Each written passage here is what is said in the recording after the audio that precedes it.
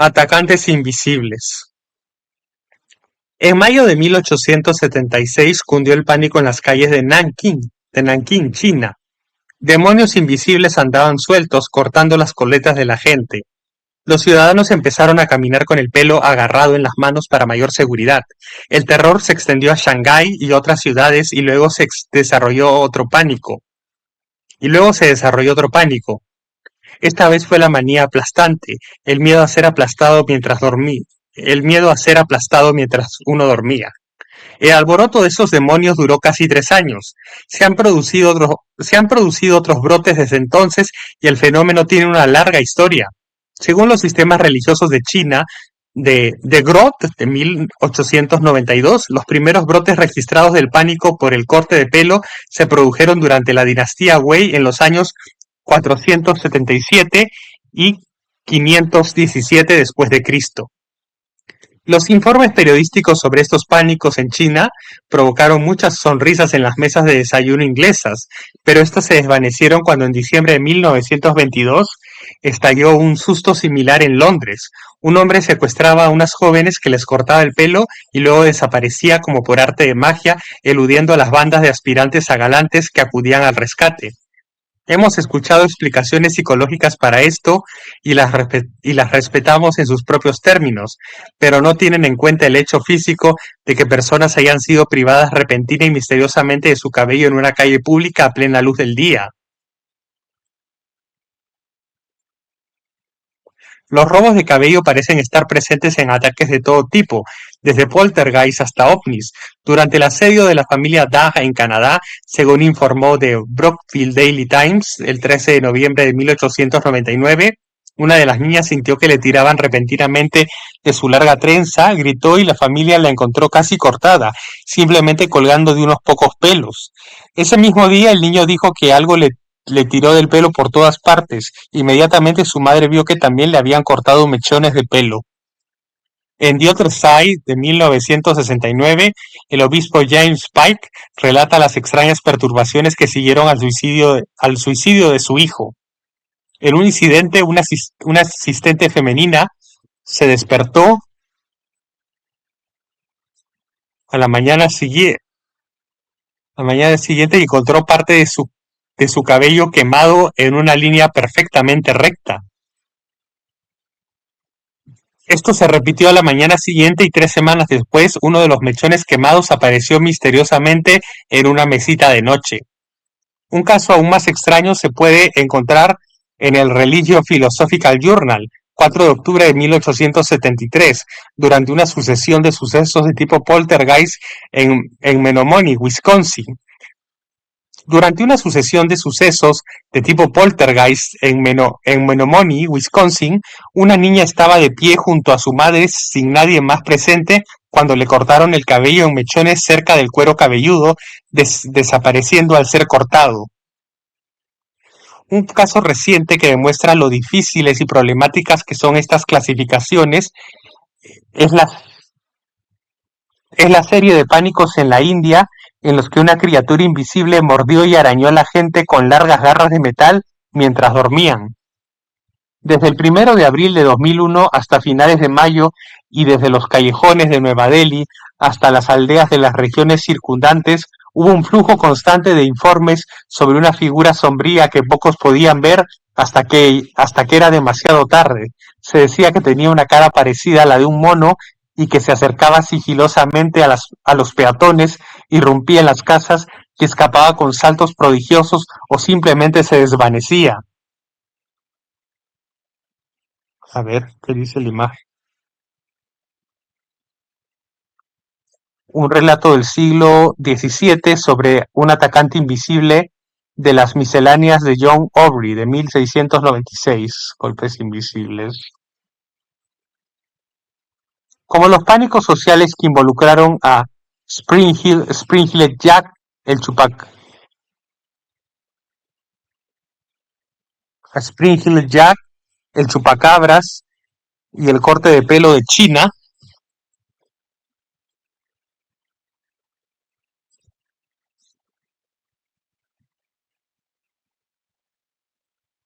y el demonio que cortaba el pelo de Chita,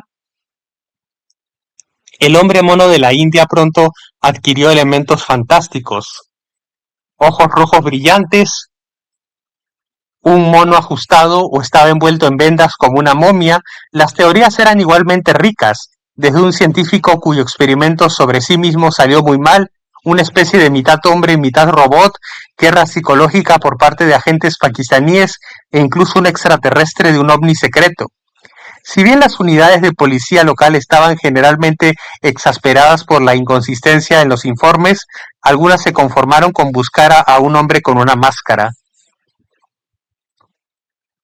Miles de personas se vieron atrapadas en el pánico a medida que más informes de encuentros repentinos y aterradores llenaban los medios de comunicación y miles de niños fueron enviados a quedarse con familiares. El pánico empeoró por los cortes de electricidad y algunos desafortunados confundidos con la amenaza fueron golpeados o arrestados por grupos de justicieros.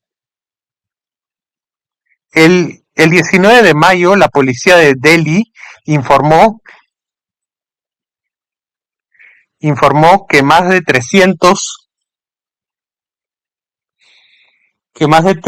llamadas, que, que de más de 300 llamadas, más de 2/3 fueron engaños o falsas alarmas, y de las 60 lesiones reportadas, 55 se redujeron a mordeduras normales de ratas y monos.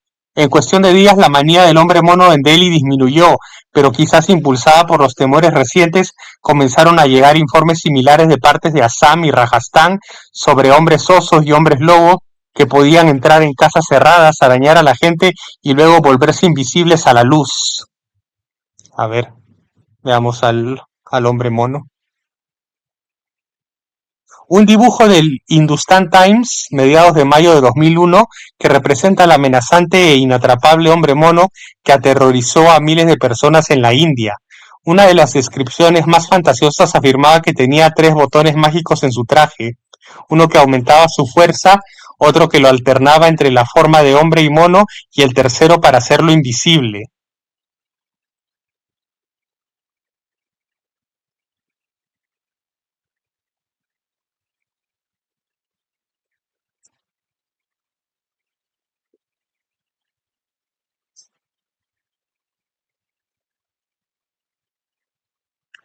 Ahora pasamos a un tipo de violación más impactante, cuyo síntoma es la aparición de heridas, como si las víctimas hubieran sido apuñaladas o disparadas con armas invisibles. El New York Times, el 8 de diciembre de 1931, publicó una historia del capitán del vapor alemán Brexe, que había hecho escala en Horsens, Jutlandia, el día anterior. El capitán había visto a un hombre inexplicablemente herido durante una tormenta. Ante sus ojos apareció una herida de 10 centímetros de largo en la cabeza del hombre y cayó inconsciente a cubierta. El 16 de abril de 1922, un hombre fue llevado al hospital Charing Cross de Londres con una puñalada en el cuello. Todo lo que pudo decir fue que había entrado en un desvío de Coventry Street, recibió una herida y cayó al suelo. Unas horas más tarde, otro hombre fue llevado al hospital con la misma herida y la misma historia, y más tarde ese mismo día un tercer hombre resultó inexplicablemente herido en ese mismo desvío. La historia fue reportada en The People, 23 de abril de 1922. Charles Mackay, en Extraordinary Popular Delusion and the Madness of Crowds, de 1841, relata en detalle la alarma en París en marzo de 1623 ante los rumores de poderes y travesuras de los Rosacruces, una hermandad clandestina, esotérica y mística.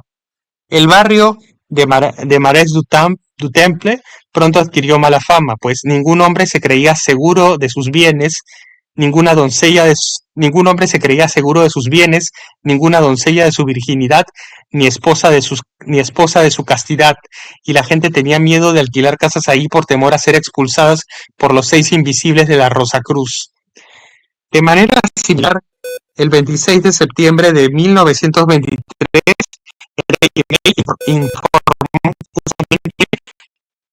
indios en Lahore creían que había un momial en el exterior, una cosa invisible que atrapaba a la gente a plena luz del día. El refugio, eh, el religio, el Religio Philosophical Journal informó de una alarma precedente de Japón en la que se culpaba a un invisible de cortes de aproximadamente 1 pulgada de largo que aparecían en el cuello de las personas. Esto nos recuerda a la historia contada de la segunda rama de la colección Mabinogion, la de mitos y folclore galés medieval.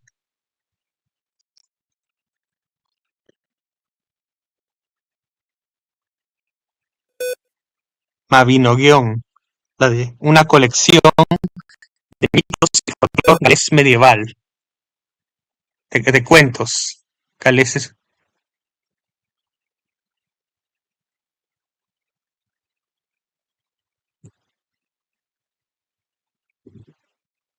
En los que Casualan,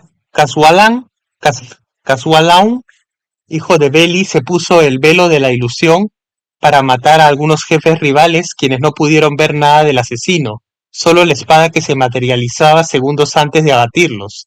Frank, Frank Edwards en The Strangers of All de 1962 detalla el caso de Jimmy De Bruyne, quien trabajaba en la granja de Dató en Sudáfrica y parecía ser el centro de disturbios poltergeist en agosto de 1960. Durante una investigación, el jefe de policía John Wessels y 3 agentes escucharon a Jimmy, de 20 años, gritar de dolor. Llevaba pantalones cortos y pudieron ver cortes que aparecían en sus piernas, incluso mientras observaban. Al día siguiente, en presencia de 2 oficiales, apareció un corte en su pecho, aunque nada había penetrado su camisa. Estos cortes continuaron durante varios días, estaban limpios, como hechos con una navaja o bisturí, y todos los que lo vieron estuvieron de acuerdo en que el joven no podía habérselos infligido él mismo. Ford propuso la idea de que si podían teletransportar otras cosas, entonces quizás se podrían proyectar heridas para que aparecieran en las personas. Entonces aparezcan en la carne debajo de la ropa que no muestra signos de penetración, un fenómeno que también ocurre en los casos de estigmas.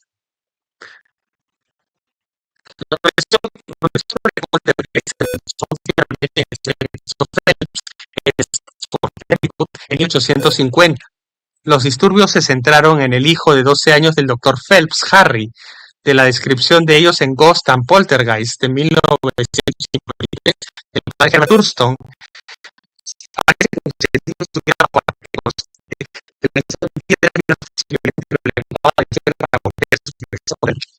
Una vez fue arrojado un tanque de agua y ante los ojos de los visitantes conmocionados, fue atrapado y suspendido en las ramas de un árbol mientras su ropa era metódicamente destrozada por algo invisible.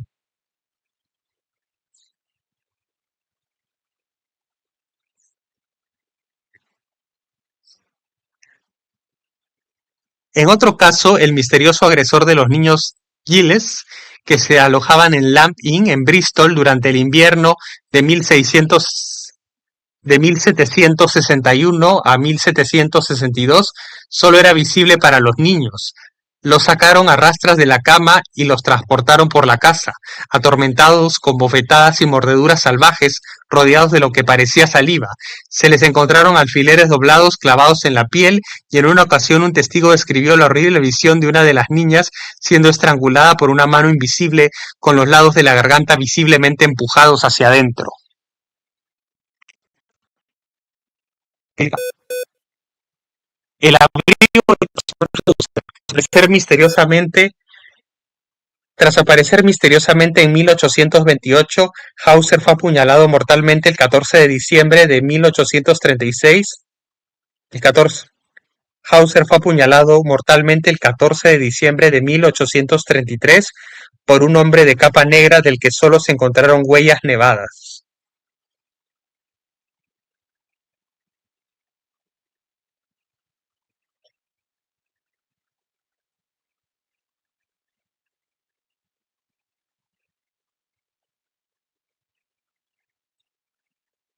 En aquella época el tormento de las niñas se atribuía a una bruja maliciosa, pero persecuciones similares en un contexto cristiano se han atribuido a demonios celosos. El relato más antiguo de este tipo que conocemos proviene de las cartas contemporáneas que registran los ataques a la monja alemana, la beata Cristina de Stomeln, que duraron 28 años a partir de 1260. Cristina y con piedras y excrementos. Pero además del repertorio habitual de actividad poltergeist, Cristina también era golpeada, arañada y mordida. A veces se encontraban clavos en su carne y a veces estaban calientes, como las piedras que se encontraban presionándola bajo la ropa. Por la noche la ropa de cama se arrancaba cuando algo la arrastraba fuera de la cama. En una ocasión se observó que la habían arrastrado bruscamente a una distancia considerable. Lo que hace que su caso sea aún más interesante es que desde 1268 Cristina llevaba los estigmas en las manos y los pies, la frente y el costado. Alan Gould y Tony Cornell, Poltergeist de 1979, han argumentado que Cristina probablemente era hipersensible y que sus estigmas podrían ser simplemente una forma más desarrollada de las mordeduras y arañazos que podrían haber sido psicosomáticos generados sin saberlo por ella misma. Cristina ciertamente sufría de grotescos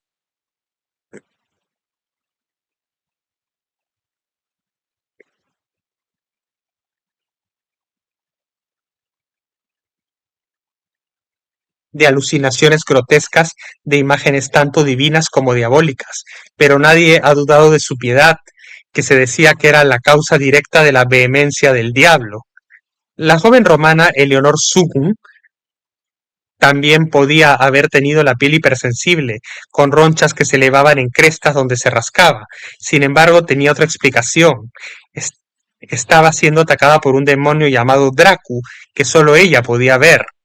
En diciembre de 1965, una niña brasileña de 11 años fue objeto de indignidades y lesiones similares. María José Ferreira se alojaba con una familia en Jabuticabal, a varios cientos de kilómetros de Sao Paulo, cuando cayeron tantos trozos de ladrillo dentro de la casa que la familia solicitó un exorcismo. Esto solo empeoró las cosas.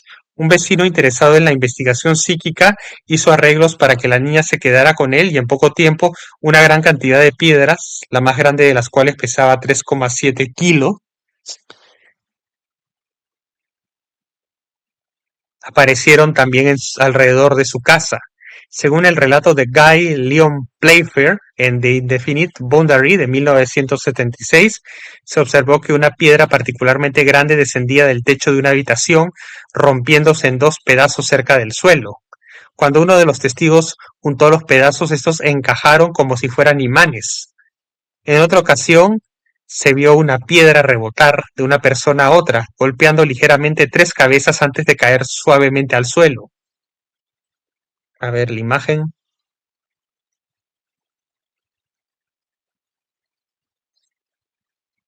Esta imagen de la película Communion de 1989 representa el momento del 26 de diciembre de 1985 en el que el autor Whitley Strieber se despertó y encontró diminutos extraterrestres alrededor de su cama. Su relato Su relato escrito, Comunión, de 1987, de su secuestro y violación por las entidades, se desarrolló a lo largo de varios libros hasta convertirse en una compleja historia de amor casi místico por su secuestradora, representada en la portada del libro original, y desesperación por el dolor que su relación requiere. Estos invasores de dormitorio parecen ser capaces de manipular el espacio y el tiempo como hadas de la era espacial para conseguir lo que quieren, o solo juegan con nuestros recuerdos.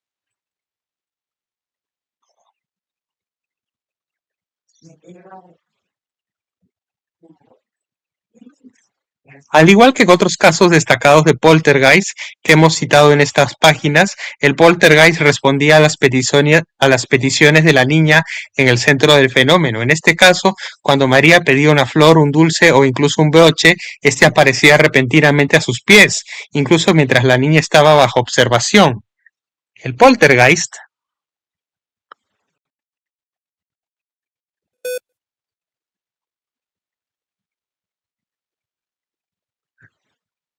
Poltergeist, sin embargo, se volvía desagradable, destrozaba la vajilla, cuadros, y sombras. La propia María estaba cubierta de moretones, donde algo visible la había mordido y abofeteado, y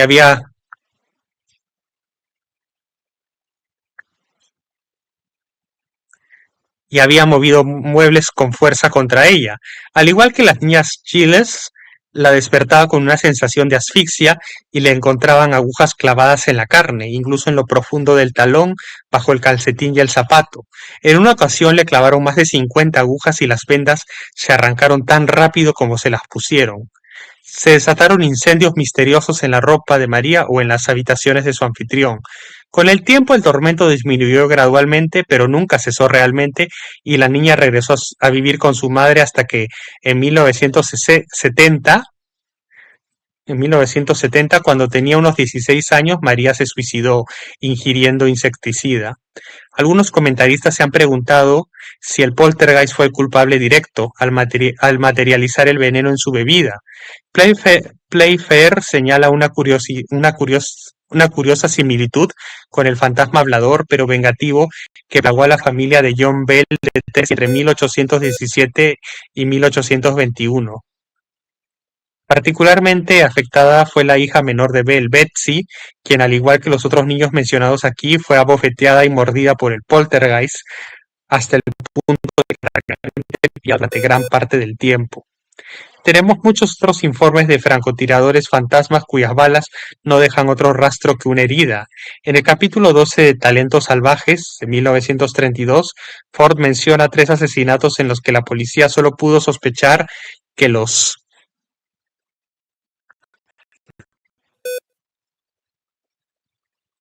asesinos habían cambiado la ropa de las víctimas, ya que tenían heridas de balas sin penetraciones en sus ropas. El relato similar más antiguo que podemos encontrar es el de un hombre que empujaba un carro cerca de Beringen, Alemania, el 2 de octubre de 1875. Según Popular Science, escuchó un zumbido inaudible para sus 2 compañeros y descubrió que su brazo derecho había sido atravesado como por una bala de mosquete. Este es el relato más perturbador de agresión por parte de invisibles que conocemos. En 1761, 5 mujeres regresaban de recoger leña cerca de Ventimiglia, en el norte de Italia. De repente una de ellas gritó y cayó muerta. Sus compañeras quedaron impactadas por lo que vieron.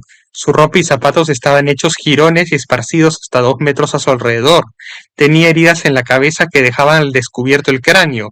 Los músculos de su lado derecho habían cedido, dejando al descubierto sus intestinos. Su sacro estaba roto y la mayoría de los órganos internos estaban desgarrados o lívidos. Su región abdominal presentaba muchas incisiones profundas y paralelas, y la carne de una cadera y un muslo estaba casi arrancada, dejando al descubierto el hueso púbico y la cabeza rota del fémur, que había sido forzada a salir de su cavidad. Este horrible suceso fue reportado a la Academia Francesa de Ciencias por M. Morand, y el registro anual de ese año lo cita señalando que estos graves efectos tuvieron lugar sin ningún signo de penetración en la ropa de la mujer, ni había sangre en la escena, ni ningún signo de que le faltara carne. Fue como si hubiera sido el punto focal de una explosión instantánea, silenciosa y mortal. Mutiladores misteriosos. En 1973, el pánico y rumores extraños se extendieron por el medio oeste estadounidense. Los cuatreros utilizaban helicópteros de carga sin marcas para avistar rebaños vulnerables de ganado desde el aire y enviaban información por radio a equipos terrestres ocultos. Hubo cientos de informes de que estos objetos habían sido vistos flotando sobre los rebaños y elevándose de los pastos de las vacas. Algo extraño de ellos era que eran completamente silenciosos, como si no tuvieran motores.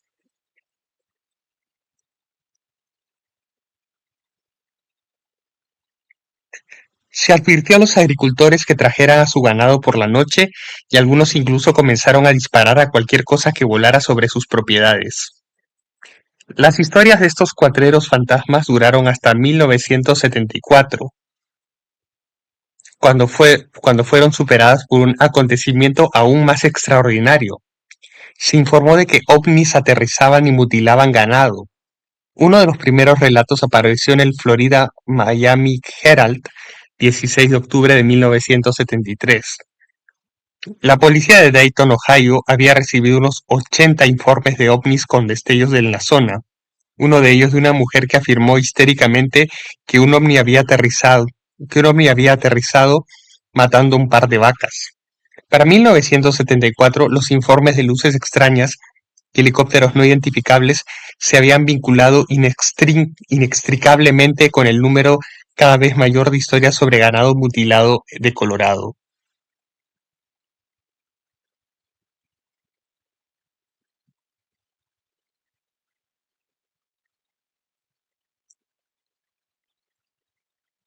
De Colorado, Utah, Dakota del Norte, Minnesota, Mississippi, Pensilvania, Iowa, Missouri, Arkansas, Illinois y Nebraska.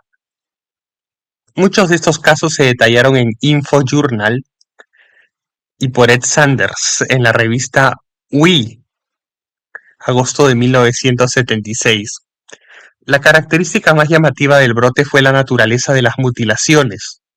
Se extirparon cuidadosamente orejas, ojos, labios, ubres y colas, y los órganos internos se extrajeron quirúrgicamente de una manera intencionada, incluso ritualista. Algunos cadáveres se encontraron completamente desangrados. En un caso, los intestinos habían sido extraídos a través de un agujero en el costado de la vaca y apilados cuidadosamente junto a su cabeza, recordando un gesto similar de Jack el Destripador. Un aspecto siniestro de estas mutilaciones fue la ausencia de huellas o rastros de sangre, un estímulo para los teóricos de la conspiración contra los ovnis y otros. Evidentemente, bandas de carniceros o cirujanos locos y aerotransportados estaban de por medio. Muchos creían que una fraternidad oculta rica y bien organizada era la responsable. La prensa hizo su agosto, deleitándose con descripciones sangrientas y alimentando la paranoia, incluso insinuando sacrificios humanos secretos. Varios investigadores del misterio afirmaron estar siendo amenazados por satanistas. Tom Davis, escribiendo en el Minneapolis Tribune del 20 de abril de 1975, intentó desmentir las teorías ocultistas y ovni. Afirmó que unos 400 casos podrían explicarse por una peculiar combinación de enfermedades de la sangre, que supuestamente explican la ausencia total de sangre en la mayoría de los casos, y depredadores, que naturalmente atacan primero la carne blanda. Pero esto no cubre todos los hechos observados. Testigos e investigadores han confirmado la precisión quirúrgica de estas mutilaciones. El drenaje de sangre es una característica aún sin explicar, al igual que la falta de huellas o rastros alrededor de los cadáveres, que a menudo se han encontrado en suelo nevado o fangoso. Además, las autoridades nunca han explicado por qué, si la enfermedad fue un factor, no estaba más extendida y los ataques de depredadores no pueden explicar todos los extraños detalles de las mutilaciones. Ese es un tema repugnante, pero no es ni nuevo ni localizado. Los antiguos romanos conocían brotes de misteriosas matanzas y asesinatos de animales, quienes los atribuían a demonios. A falta de algo más concreto, este tipo de explicación ha seguido siendo popular incluso en los tiempos modernos. Los demonios podrían tener forma humana, pero de ser así, son notablemente esquivos. En todas las numerosas epidemias mundiales de matanzas animales,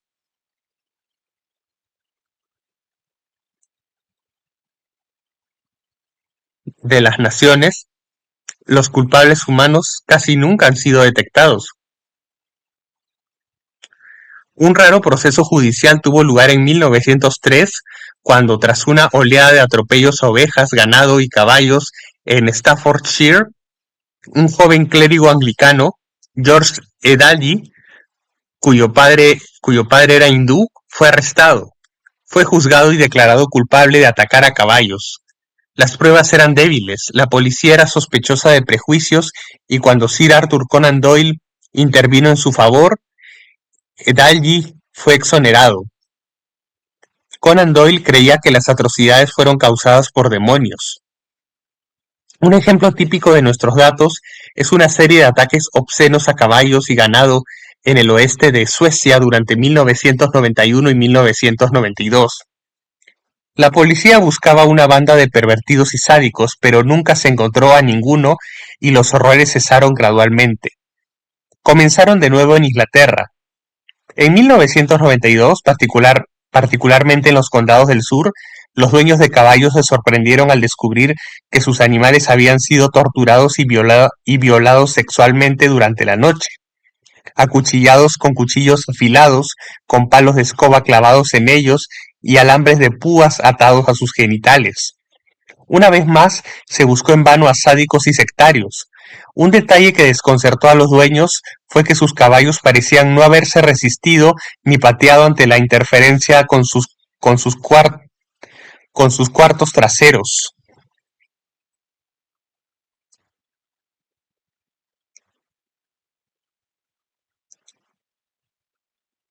Se sugirió que habían sido drogados o anestesiados.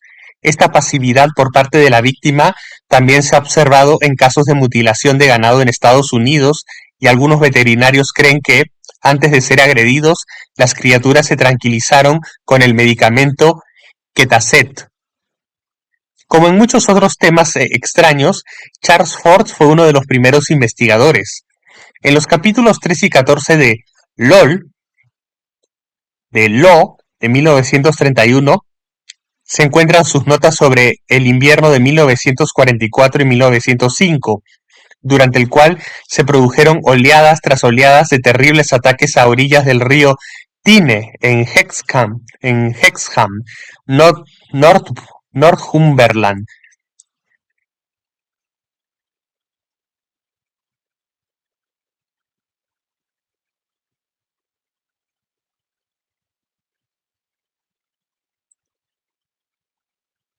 En, en Hexham, Northumberland, En Hexham, Northumberland, algo mataba ovejas casi todas las noches y a veces en ambos lados y en ambos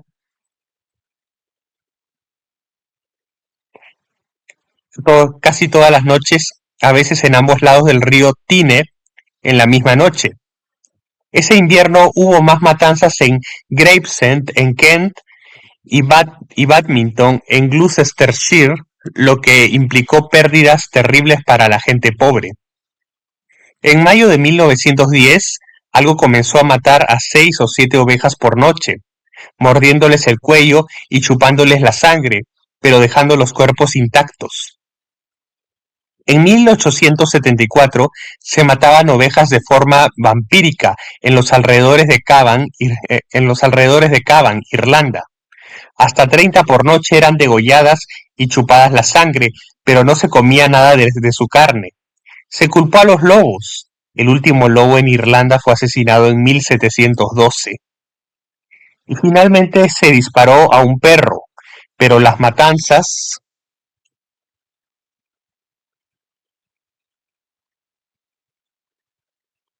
continuaron en la misma región. En 1906, algo mató a más de 60 ovejas en 2 noches en Wiltford y Windsor. En Llanelli, en 1919, algo entró en las jaulas y les rompió el lomo a los conejos. En 1925, un extraño animal negro de enorme tamaño descuartizó ovejas, aterrorizando a la región de Edale en Derbyshire con el temor de los hombres lobo. Aterrorizando a la región de Edale en Derbyshire con el temor de los hombres lobo. En 1995, un fenómeno similar inició un pánico que se extendió por muchas comunidades hispanoamericanas. Se temía que una extraña bestia caracterizada como un vampiro canguro demoníaco alienígena estuviera matando ganado pequeño y animales domésticos, succionando su sangre a través de pequeñas marcas de punción. De ahí su nombre, chupacabras.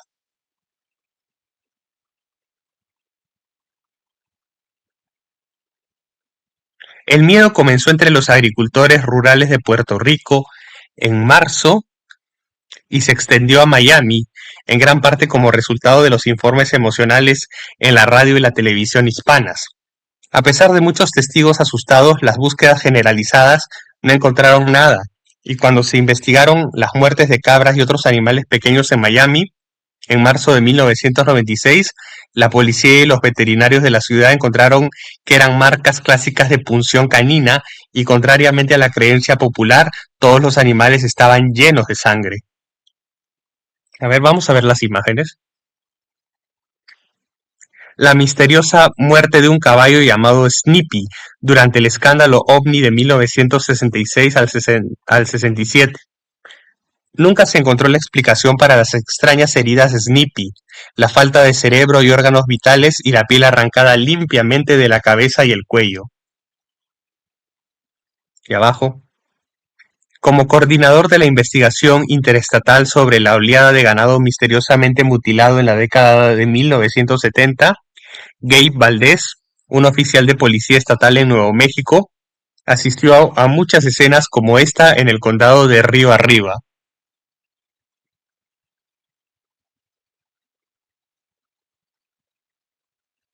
Mientras los sociólogos y folcloristas clasificaban esto como un pánico social impulsado por una identificación errónea, se han reportado docenas de incidentes con chupacabras en lugares tan lejanos como México y San Salvador y en varios estados de los Estados Unidos. Estos no cesaron hasta junio de 1996. En Arizona, una familia llamó a la policía diciendo que su casa estaba sitiada, pero no se encontró nada. En México, una niña dijo que había sido atacada por la criatura, pero se demostró que sus heridas eran mordiscos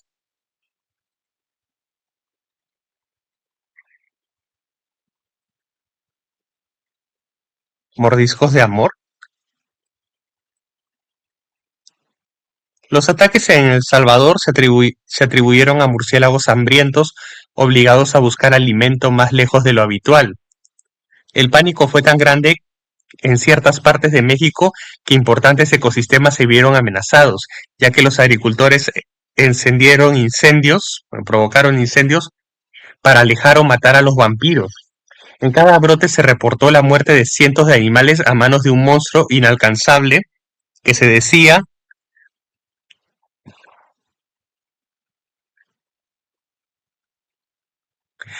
que se decía haber venido del espacio que se decía haber venido del espacio que se decía haber venido del espacio exterior, haber sido creado por brujas o incluso por el ejército estadounidense.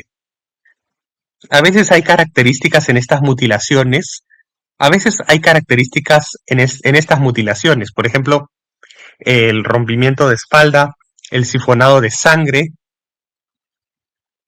la extirpación de órganos específicos que recuerdan elementos de sacrificios chamánicos o mitraicos, pero como el patrón clásico de la paradoja ovni, el asunto es devastadoramente elusivo.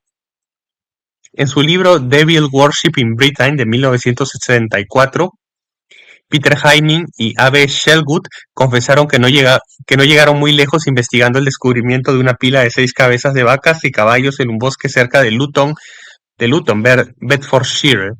Les habían extraído los ojos, les habían abierto las mandíbulas y les habían quitado 2 maxilares. Cerca había 2 anillos de hierba pisoteada alrededor de un árbol nudoso. No había otras huellas, ni sangre, ni rastro de los cuerpos. Las cabezas eran lo suficientemente pesadas como para que se necesitaran 2 personas para llevarlas por el sendero de 2 millas hasta el lugar, lo que le sugirió a la policía una conspiración. Ningún granjero en kilómetros a la redonda admitió haber perdido ningún animal y el caso sigue sin resolverse. A ver, en la imagen, interpretación artística del chupacabras por John Civic, basada en descripciones de testigos oculares para Fortean Times 89. Los anillos pisoteados recuerdan parches similares reportados desde los sitios de muchas de las mutilaciones del Medio Oeste y también de las marcas en el suelo asociadas con los ovnis. El Sunday Mirror del 9 de noviembre de 1975 habla de una oveja negra en Bray, Berkshire, encontrada despojada de piel y carne desde el cuello hacia abajo de una manera que sugería habilidad para desollar. Había habido otras dos mutilaciones en Bray en la semana anterior. Los helicópteros fantasma también son objetos familiares en el repertorio OVNI, y de hecho su modus operandi con silenciosas maniobras nocturnas y potentes focos recuerda a los grandes alerones de los dirigibles de finales del siglo XIX. Otros casos vinculan la mutilación animal con otra de nuestras secciones, Pie, Pie Grande, el monstruo americano, con sus misterios antropoides de olor fétido. En The Unidentified de 1975, Jerome Clark informa sobre su investigación sobre una serie de extrañas matanzas de animales en los alrededores de Rochdale, Indiana, durante las cuales unas 50 personas afirmaron haber visto algo parecido a un gorila en la zona. El 22 de agosto de 1972, dos miembros de la familia Burndine regresaron a su granja y descubrieron que unos 60 pollos habían sido destrozados, pero no comidos. Tras el encuentro cercano con la cosa, la volvieron a ver a la luz de su coche, enmarcada en la puerta del gallinero. Le dispararon mientras se alejaban pesadamente. Dentro del gallinero, todos menos 30 de los 200 pollos fueron desgarrados y desangrados. Ahora, como para confundir el argumento del vínculo ovni, introducimos la correlación más extraña de todas. Ford tenía una idea de lo que él llamaba una criminología oculta, que todos estos ataques animales eran parte de un fenómeno misterioso que incluía ataques, algunos de ellos traviesos, algunos ordinariamente mortales y algunos del tipo Jack el Destripador, a seres humanos. Quizás, como todas las grandes ficciones, el aterrador y destructivo monstruo del Ello, como en la película de 1956 Planeta Prohibido, sea el reflejo de un hecho reprimido. En nuestra sección Asaltantes Invisibles, revisamos algunos casos en los que aparecen heridas misteriosamente en cuerpos humanos. Nandor Fodor, haciéndose eco de Ford, sugirió que las pasiones infantiles de ira, odio, celos y frustración podían exteriorizarse y descargarse en objetos o personas cercanas, causando las travesuras destrozadoras, quemantes y estropeadoras de los poltergeist. Por ejemplo, en Persecuciones Ardientes, contamos la historia de la niña en la cocina en Binbrook Farm, que estaba severamente, que estaba severamente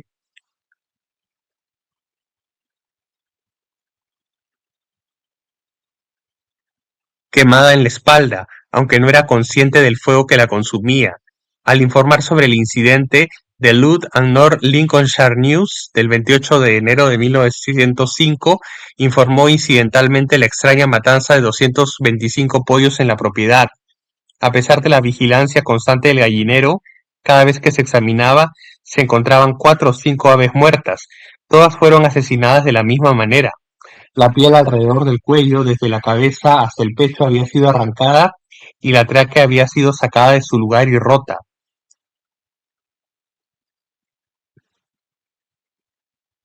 Esto suena como un tipo malévolo de efecto poltergeist, y cuanto más ampliamente examinados todo este desagradable asunto de misteriosas mutilaciones, torturas y asesinatos, más nos sentimos atraídos hacia la aceptación tradicional de poderes demoníacos o energías detrás de ellos. Nos gustaría ir más allá y poder decir si tales poderes son inherentes a la naturaleza o si están ubicados en nosotros mismos y proyectados por nosotros. Pero esa es una de las muchas preguntas para las que no tenemos una respuesta firme.